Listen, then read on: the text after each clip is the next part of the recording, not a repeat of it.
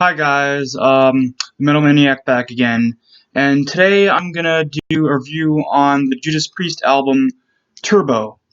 It was released in 1986, and let's see, it was the last album with the drummer. What's his name? I'm sorry, I always forget his name.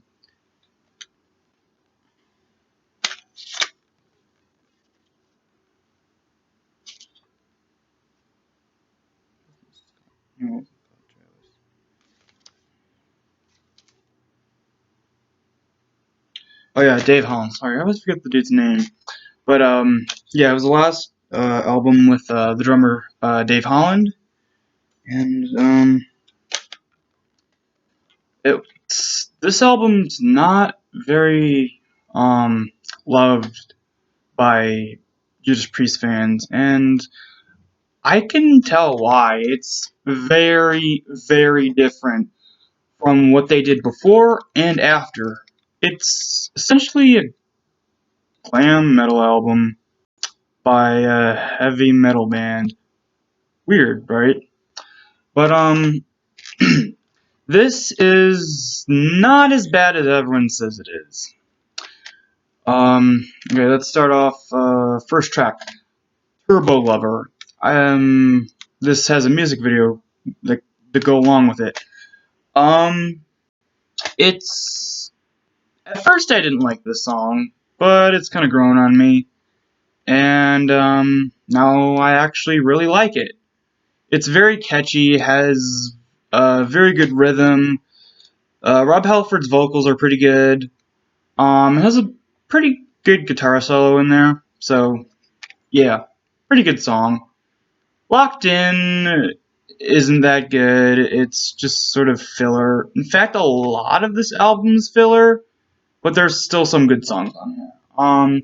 Private Property, filler. Parental Guidance, filler. Rock You All Around the World. Okay, this is a good song. It's very catchy, has chorus repeats done decently. It's not one of those songs that you're sick and tired of it just because the chorus repeats. It's not done as well as like the chorus repeats on Wasp's debut album. They did it very tastefully. Where here it's just sort of, I don't mind. Let's see. Out in the Cold, not a good song. Wild Nights, Hot and Crazy Days. Very catchy. It's probably the most commercial song on this album besides Turbo Lover.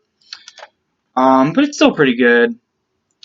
Hot for Love, filler. And the end track to the album, Reckless. By far one of my favorite Judas Priest songs, and my favorite song off the entire album. Reckless is not, it doesn't even really fit on this album. In fact, it doesn't really fit on any Judas Priest album. It's like, it has more in common with classic 80s rock than anything else. It has a sort of that kind of vibe to it, especially with the guitar solo. And honestly, if it were to be on a different Judas Priest album, I'd say Reckless would definitely be on one of their early 80s albums, maybe like Point of Entry, or maybe Hellbent for Leather, or even Screaming for Vengeance. But yeah, definitely the best song off the album. Um, sorry that this is such a short review. But I don't really have much to say about this album. It's definitely not their worst, but not their best. It's just sort of meh. So I really hope you enjoyed this review, and I'll see you next time.